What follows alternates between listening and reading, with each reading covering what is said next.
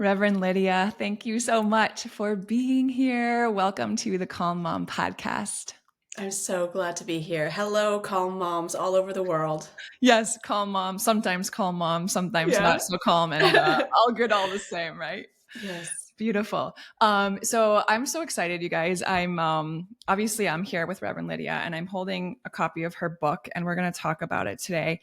And I think it's going to challenge us and invite us in some really beautiful ways to be present and accountable and intentional with the ways in which we're thinking and going about our day to day. Because sometimes it gets hard, and sometimes it gets tiring, Hmm. and sometimes it gets like, you ask people how they're doing, and they're like, same old same. And sometimes I'm like, that's such a blessing. Like, don't say that Hmm. like it's a bad thing. Hmm. And to not lose sight of how much of it isn't the same old same when we actually Hmm. say that. So I can't wait for the opportunity to just kind of pick your brain in this process. Hmm. But before we talk about it, would you just take a moment and kind of share with our listeners a little bit about you and your story? And I know you're also a mom, but just Yeah. kind of let us know what's going on. Yeah. Yeah. Thank you so much. I'm so glad to be here. I am a Korean American minister of the United Methodist Church. I'm also a writer, and that happened accidentally. I started writing a few pieces like over a decade ago. And early on, like a couple of pieces really took off. And so I started nurturing it a bit more, and one piece led to the next. And then, so this past year, my very first book, my debut book, Here, A Spirituality of Staying in a Culture of Leaving, was just released. Yes. And my writing is really like an expression of myself. It's Mhm. very spiritual, tied with memoir, self help, growth, reflection, part devotional, like all of those things mixed together. And a Yes. lot of what I do in ministry as well. Yes. Okay. So we're obviously going to link the book for you guys in the show notes. You can just scroll down and see it, but it's called Here, A Spirituality of Staying in a Culture of Leaving. And I was just telling Reverend Lydia before we hit record that I'm actually going through it with my husband right now because it's such a mix of like beautiful storytelling and also like really practical. Like even at the end of every chapter, it's like, hey, here's some reflections, here's some things you can go through.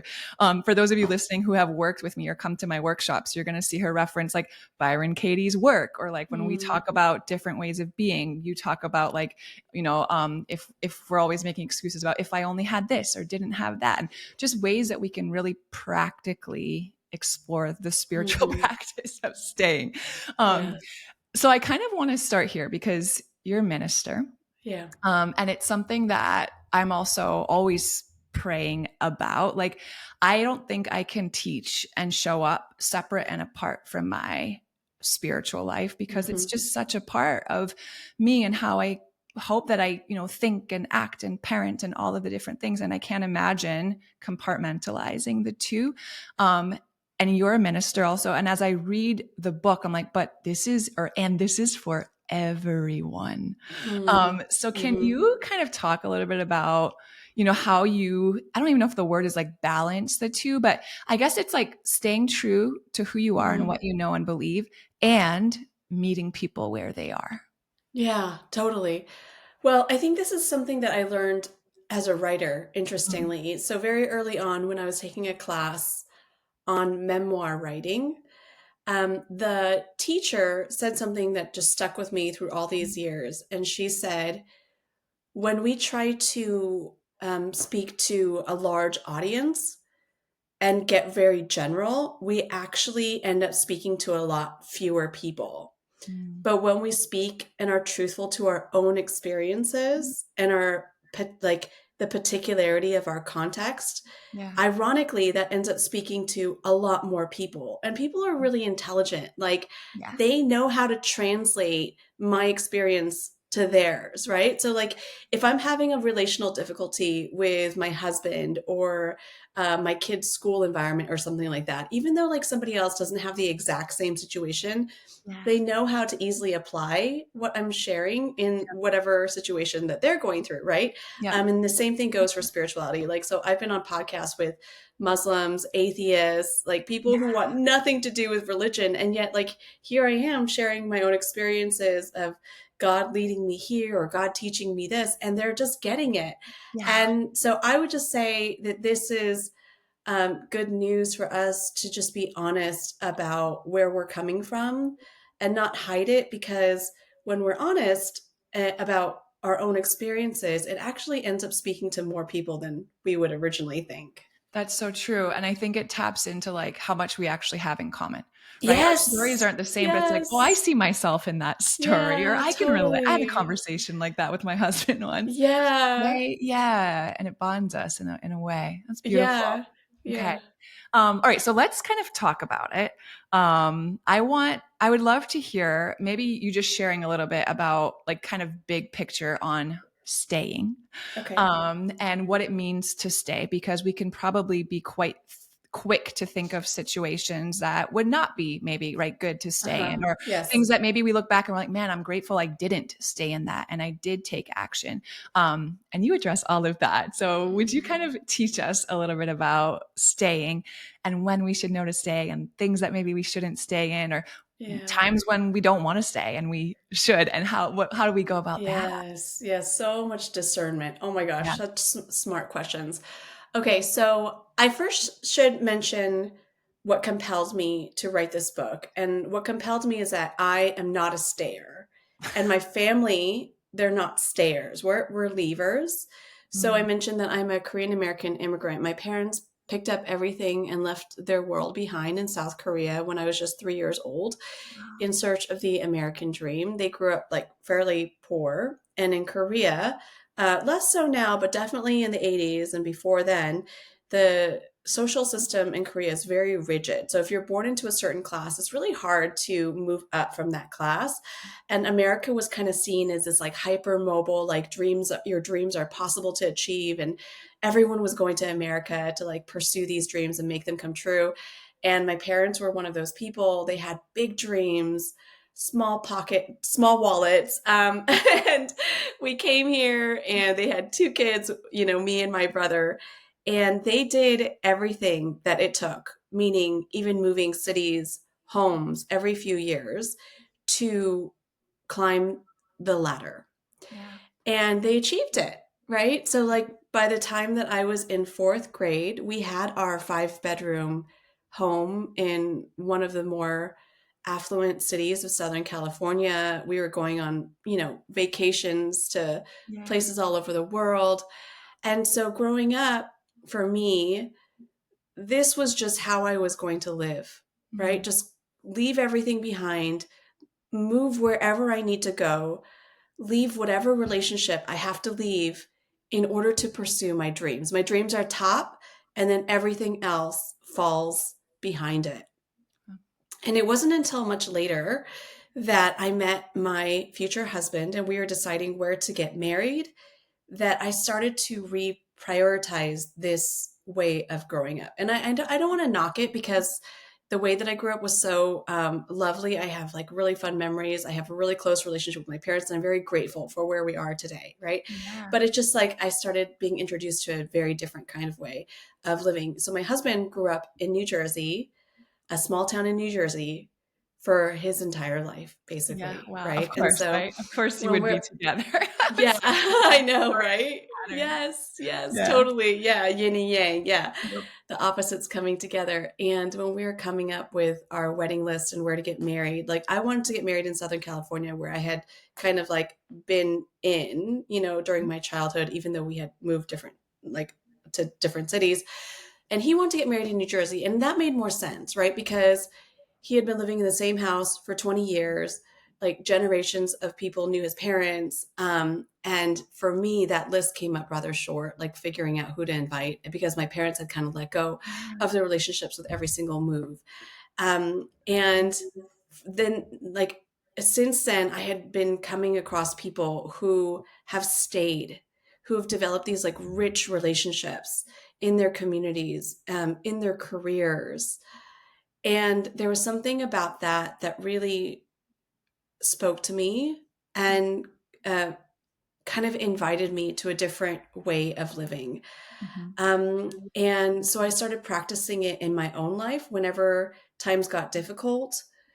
And I had this like impulse, my initial innate reaction to jump ship whenever Yeah. things got difficult. How did that Um, tend to show up? If I can just ask, was it mostly like in work? Was it with like friendships? Was it where you were Everything. living? Everything. Okay. Yeah, yeah. Yeah, my career, the cities, friendships. And whenever this old feeling of like wanting to jump ship would come up, Yeah. I would explore it Mm-hmm. instead of listening to it as I would have in years past. And I have been rewarded time and time again by Mm. how deep we can go and find gold. You Come know on. what I mean? Yep. Um, and not to say, as you were saying, like that we should always stay. Yeah. And so when you ask, like, when should we actually follow that voice to leave or that impulse to leave? And I Mm-hmm. talk about that in my book. And one of the ways, and this is going to sound really abstract, but in my book it's more clear. And when we apply it in our own lives, it's more clear. I talk about a garden, right? So like flowers and trees and vegetables in a garden can't grow when they're constantly uprooted, Yeah. right? They can only grow and flourish when they're planted. But Yes. the thing is that the soil needs to be set up for flourishing. Mm. And Mm. so, even if a soil or the ground is unhealthy, Yeah. deprived of nutrients, right? Mhm. There's no sunlight. There's way too many rocks and thorns and weeds. Then whatever you plant isn't going to grow. That's right. And so when we figure out, like, okay, I want to leave, is this an invitation to dig deeper or is this an invitation to change our plot? Yeah. And my question is always like, is the ground set up for your flourishing? Hmm. Because if it is, then I would invite you to look closer and to see how you could dig deeper, Yeah. and take root. But if the environment isn't set up for your flourishing, then I would, you know, also invite you to consider moving. I Yeah. will say though, amongst millennials and younger, our tendency is to leave prematurely, I would agree. Yeah. right? Instead of looking more closely to see what we can change within ourselves. And I think that this is very much exacerbated by living in a world of infinite possibilities at our disposal Yeah. and a social media culture Yeah. where we're daily exposed to people picking up their lives and starting new ones that look glamorous on the outside, but Right. probably aren't so glamorous when we look, you Yes. know, more when we investigate Yeah. what's really going on. Yeah. Kind of what's coming to mind too is that idea of like, well, everywhere we go, there we are. Yes, we take ourselves along, Yeah, we unfortunately. take ourselves along and it might look like, or we, romanticize what a fresh start might look and feel like. And then inevitably, if we're still not cultivating the soil, Yeah. it's a matter of weeks or months or years, and we're back to that feeling of restlessness. Mhm. I wonder what have been some of the things, maybe for you personally, and then maybe, for people generally, that help us to develop a rich soil or a soil that has the Mm. things that make staying easier or more fulfilling or, what have you. Yeah. So there are several spiritual practices that are so foundational for me and developing my spirituality of staying. And I talk about Mm. a lot of that in my book. And you actually briefly mentioned it at the very top of the interview when you said you talk to other people and you're like, how are you? And they say, same old, same old.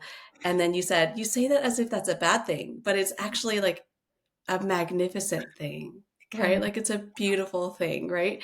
Yeah. And so one of the practices that I do personally every day, and sometimes with my husband, that has really really enriched our relationship. It's an ancient spiritual practice created by um, Ignatius of Loyola, who was a 16th century Spanish monk, and it's called the Daily Examen. And at the end of each day, it's just like pausing and reflecting on our day from beginning to end and noticing moments of joy Yeah. or happiness or peace or presence, connection, Hmm. right? Those are like what we associate with God and how God reveals God's self into our lives, Hmm. and just focusing in on that. And so most humans are wired to kind of go throughout our days without reflecting on them.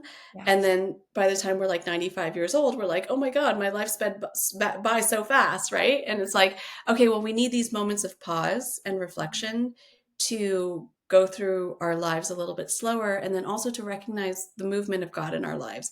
Yeah. And that little tiny practice like helps develop Mm. the muscles for seeing the sacred in our very normal lives.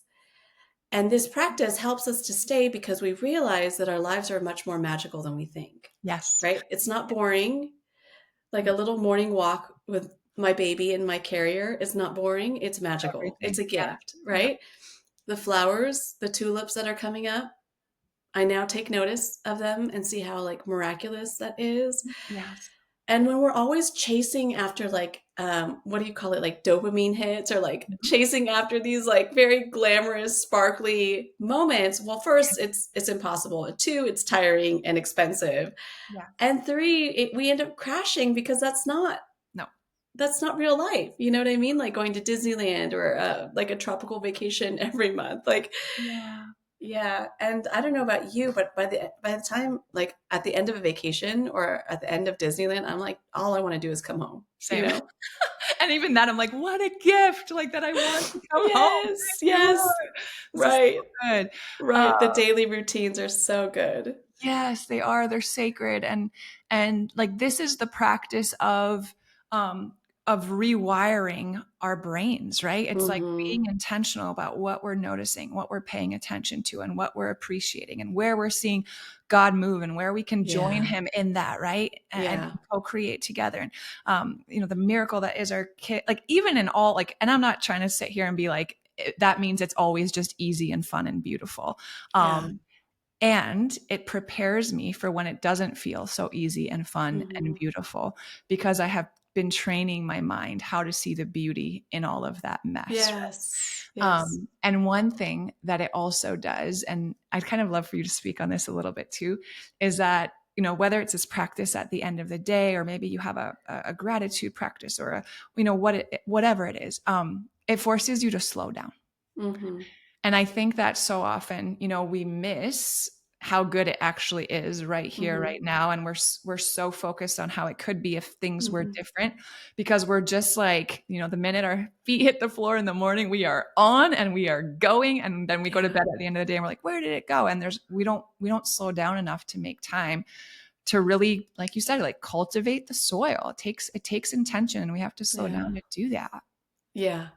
I one the first piece of mine that got really big is actually called "What Do 90 Somethings Regret Most?" Mm. And I was inspired to write it because I was pastoring a church that had the gift of having many people in their 90s. And I Yeah. was, yeah, and I was so curious, like what life was like for them and their everyday experiences and their regrets and their joys. And that was a real turning point for me. Yeah. I had my first baby, and he was like a toddler at the time, and that felt so exhausting, and juggling motherhood and a full-time job. And I was really like grieving that I couldn't like work out or go out with my friends as often as I could. And my husband and I couldn't take these like trips on the fly like we used to. And interviewing these like 90 somethings, and I would ask them like what was like the happiest moment of your life? And they said when their kids were young and they were Wow. working, and the juggle was so, it felt so hard, but now they look back and they realize Wow. that those were the best years of their life. And I was like, wait, are you talking about the season that I'm in? Like this is the best years of your life, right? And if we speed through it, we speed through the best years of our life, right? Yeah. And it's like, so anytime I'm so exhausted or I feel like life is so tedious or Yeah. overwhelming, I think about that, right? Like, what am I going to be like in my 90s?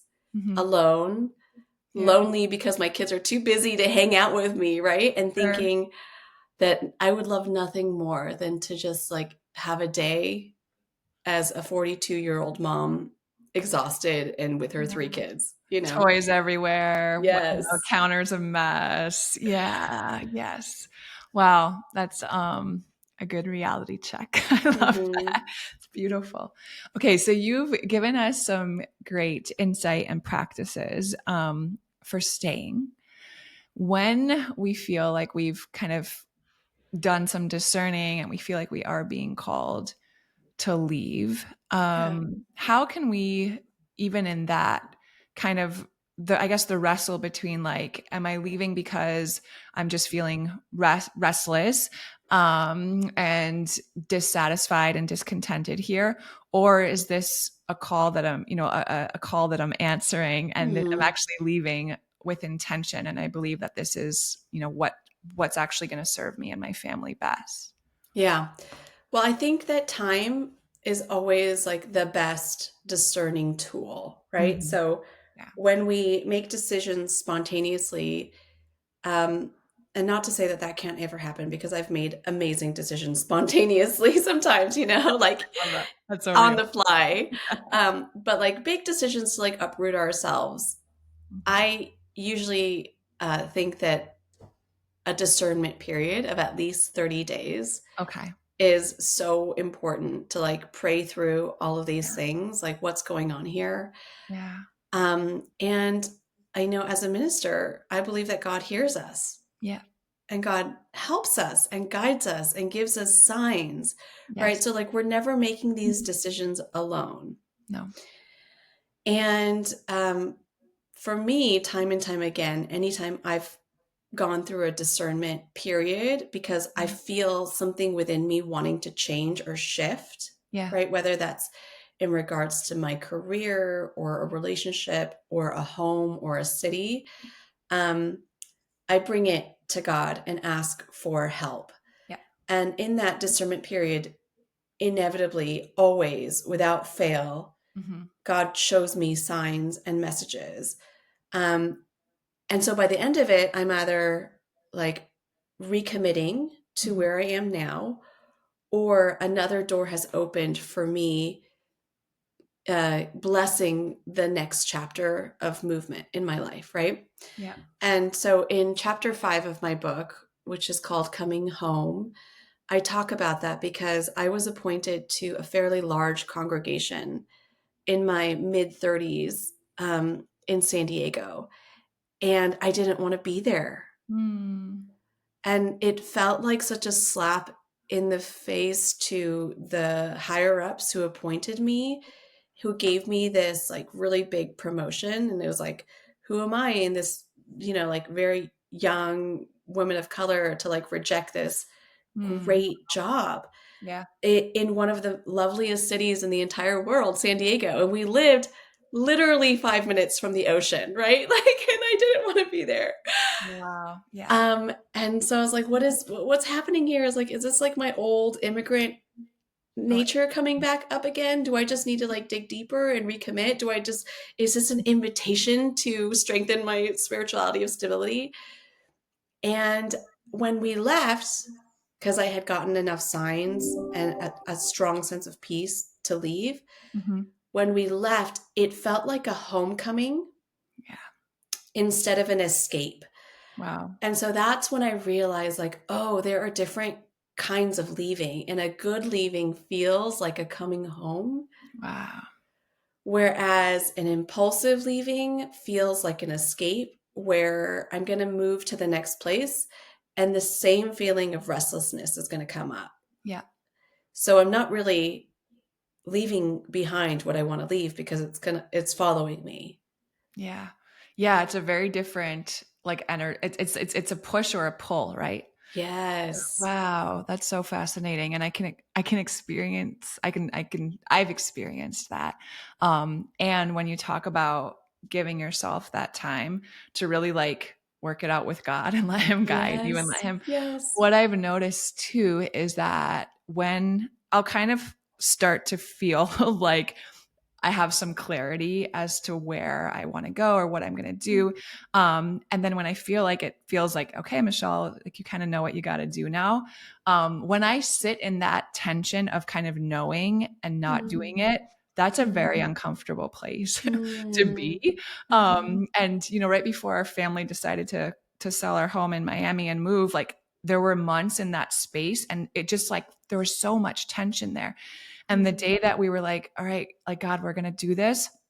And we put our house on the market. It seemed like in that moment, so many doors just opened and so much Yeah. confirmation came, and Yeah. things that were feeling really hard and sticky just started to feel a lot easier and lighter and more aligned and all these different things. And that's what it felt like we were Yeah. just being welcomed to our new home Yes. and not like we were running from Yes, anything. yes, yes. Wow. It's so obvious, right?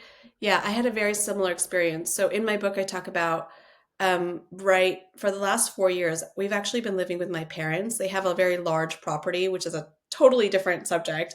But they have a cottage. They have a cottage on their large property that my family has been living in.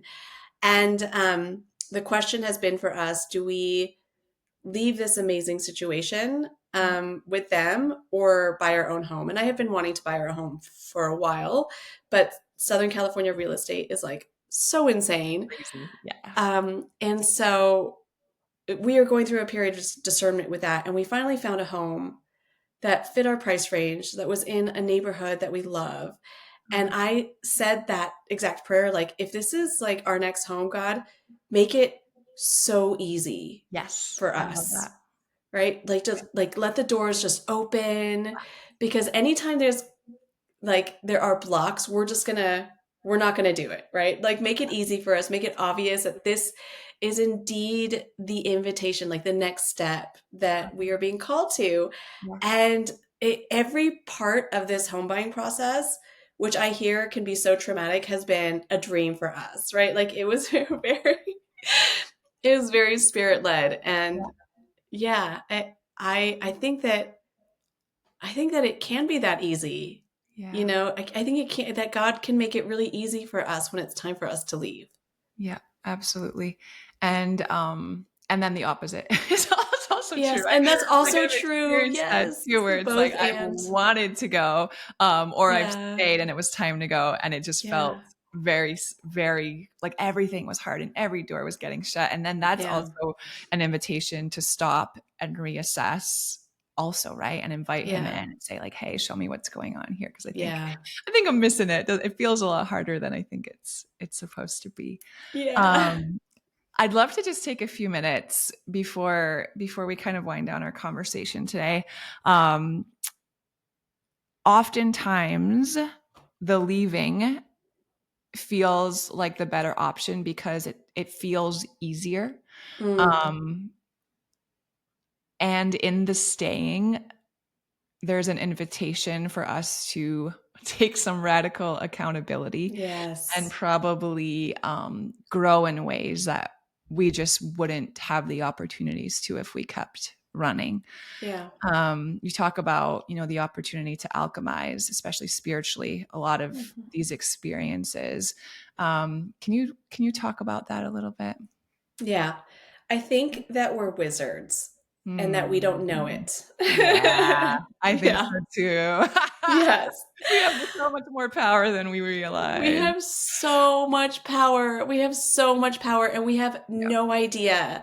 And you are exactly right when you say that leaving is the easiest option at first, right? Like, so when things get tough, Yeah. the first thing that we think about is switching careers, switching cities, switching husbands, right? Like anything, because that feels like the fastest way to improve our lives. Okay, that's not only the fastest way to improve our lives because it slows it down by like giving us Yeah. another set of issues that we Yeah. have to work through. Um, but we don't realize that we have this power within us to create the life that we want right now. That's it. Yep. Yes. And this past Sunday, the lectionary passage was Jesus saying to his disciples, "As God sent me, so I send you." Right? So it wasn't like I've come back and now I'm going to like make everything I'm going to turn everything back to its glory days. It's like God sent me, now I send you, right? Yep. Everything that I did, you have the power to do. That's right. And so it just requires us to cultivate our creativity Hmm. and wisdom Hmm. and discernment, intelligence, resourcefulness. It's kind of like an artist with a blank canvas or a chef with a very limited resources. Like Yeah. you can make a magnificent meal if you let yourself see how powerful you can be. Yeah. And Yes. so that's what I mean when I talk about spiritual alchemy is that where we have been given so much power and Mhm. very few of us actually know how to wield that power. And so we give it away by leaving Yeah. and then robbing ourselves of seeing God show up for us. Yeah. We rob ourselves of seeing miracles when we constantly leave. Hmm. Yeah. I couldn't agree more. And I think sometimes it can feel trite for to hear people say like, well, you have everything that you need, or you just need to do X or Y or Z. And Mm, like, you know, you have healthy kids and you have a job and you have like all of these mm, amazing things. And yet there's still something inside of us, right? That's like, mm-hmm, I don't know, uneasy or unfulfilled or mm-hmm. restless. Um, Yeah, and it's yeah, exactly that. It's like it's an invitation to go even deeper. yeah, yeah. And I'm all for like pursue your biggest dreams. Like, right? Like we can still want more for Yeah. sure. Like we have a health, like a wonderful marriage, wonderful kids, a wonderful career. I still want more here right now, Yeah. right? So like let's utilize those tools to like keep creating the life that I Mm. want right now, right here. I don't have to leave all of this behind, No. right? There's more there's more to gain right now. There are more treasures waiting to be unraveled here. Yeah. But the And there, thing is we don't need to go anywhere else. yeah. Yeah. And now, like you're saying too, right? I think so many Yeah. of us defer it, right? Well, when my kids are older, well, when I Yeah. finally get the promotion or whatever. But no, it's like here and now it's Yes. actually all available to you. Yes. Yeah. Yes, it is. Oh, Yeah. beautiful. Okay, let everyone know where they can find the book, where they can find more of you. I'm sure that there are, women listening who feel really encouraged and would love to get their hands on your resources. Oh, okay, great. My book can be bought wherever books are sold, online, in a bookstore. If they don't have it in a bookstore, they can stock it within like the next couple days. Just tell them to stock it for you.